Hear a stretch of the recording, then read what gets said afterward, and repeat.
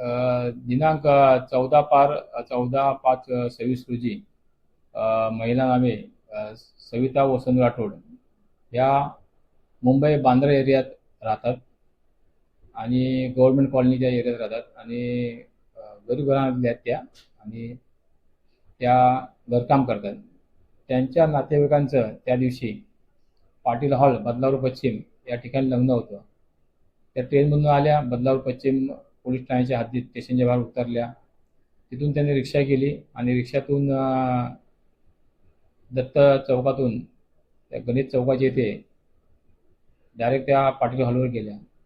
हॉलवर गेल्या त्यांना असं कळलं की त्यांच्याकडे ज्या पर्समध्ये त्यांचं मंगळसूत्र व हार होता, टोटल त्याचा वजन हे 5.5 तोळे होत्या, अंदाजे 7.5 लाख रुपये किमतीचं. हे त्यांना मिळालं नाही. मग त्यांनी लागलीच पोलीस स्टेशनमध्ये धाव घेतली. त्यांनी झालेला सगळा घटनाक्रम सांगितला. आम्ही त्यांना विचारलं की बाबा तुमचं गळ्यातून चेन मारली का नक्की पडली, पण त्या ताईने स्पष्ट सांगितलं साहेब माझं हे पडलेलं आहे. मग त्यानंतर आम्ही एक टीम फॉर्म केली, API पगारे, पोलीस हवालदार जिरे व पोलीस हवालदार बाळू आणि आम्ही स्वतः पण होतो त्यामध्ये. आणि आम्ही त्या ताई जिथून तिथून उतरल्या आणि हॉलपर्यंत गेल्या. जवळजवळ 40 ते 50 CCTV फुटेज आम्ही चेक केले. एका फुटेजमध्ये त्या सोसायटीच्या एका फुटेजमध्ये ते रिक्षातून त्या जात असताना एक काहीतरी वस्तू पडल्यासारखं असं आढळून आलेलं तांत्रिक तपासामध्ये. आणि मागूनच एक बाईक्सवर आलेला आहे, साधारण 18.5 वर्षाचा मुलगा आहे तो. त्यांनी ती वस्तू उचलली, मे बी त्यांना द्यायच्या हिशोबाने उचलली असेल. रिक्षा पुढे निघून गेली आणि तो मागे राहिला. आणि मग त्यांनी काय ती कुठे जमा केली नव्हती वस्तू. मग आम्ही सतत 2 दिवस हे 40 फुटेज चेक करून त्या मुलापर्यंत आम्ही पोचलो काल रात्री साधारण 10:30-11 वाजेपर्यंत. आणि ती वस्तू आम्हाला भेटली. लागलीच आम्ही त्या ताई आहेत सविता वसंत राठोड यांना कॉन्टॅक्ट केले. सकाळी आज मान्य वरिष्ठांना सगळी माहिती दिली आणि त्यांना ती 7.5 लाखाची त्यांचे सोन्याचे दागिने आहेत 100% ते रिकवर करून त्यांना पूर्ण हातात दिलेले आहेत. सर पाहतोय सध्या लग्न सराईमध्ये महिलांचं भूषण असतं ते म्हणजे सोनं.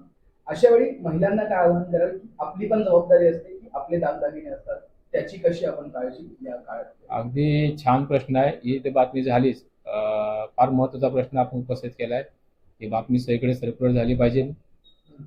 लग्न सराई आहे, लोक अंगावर दागिने घालून येतात, महिला किंवा पुरुष. आपण पाहत आहे की चेन स्नॅचिंगचे प्रकार हे वाढत चाललेले आहेत.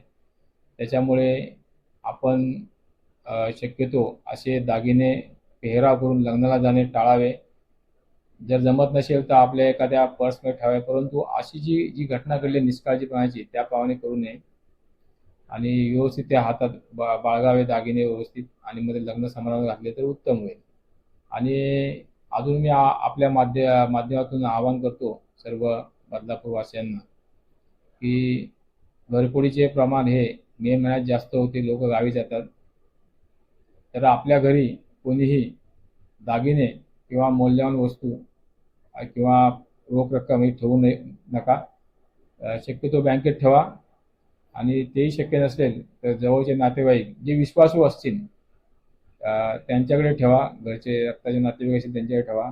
जे जिथे 24 तास त्यांचं लक्ष असेल जवळपास कोणी घर सोडणार नाही. कारण आपण दुपारच्या वेळेसुद्धा असे प्रकार झालेले आहेत. CCTV माध्यमातून आपण ते जे चोर आहेत ते पकडण्याचा प्रयत्न करीत आहोत. आपल्या त्याचे फुटेजमध्ये आपण पोचले आहोत. परंतु सर्वांना आव्हान आहे की प्रिकॉशन ही सर्वात महत्त्वाचं आहे. आपण जेवढी काळजी घेणार तेवढं, कारण सोनं हे अत्यंत महाग झालेलं आहे. आणि दुसरी गोष्ट म्हणजे आपल्याकडे जे फेरीवाले येतात त्यांच्यावर आपण बारकाईने लक्ष ठेवा. सोसायटीच्या आवारामध्ये आपले बऱ्याच सोसायटीमध्ये आम्ही आता जे मीटिंग घेत आहोत त्याच्यामध्ये CCTV कॅमेरे बंद आम्हाला आढळून आलेले आहेत. आणि आम्ही त्या सोसायटीचा ग्रुपमध्ये आमचाही नंबर दिलेला आहे पोलीस स्टेशनचा, गोपनीय अंमलदाराचा. आणि त्या माध्यमातून मी दररोज काय ना काहीतरी पोस्ट करतो, काय काळजी घ्यावी आपल्या प्रॉपर्टी संदर्भात किंवा आपली चोरी होऊ नये म्हणून. तर तीही आम्ही पोस्ट करत आहोत, तीही सर्व नागरिकांनी वाचावी ही सर्वांना मी नम्र विनंती करत आहे.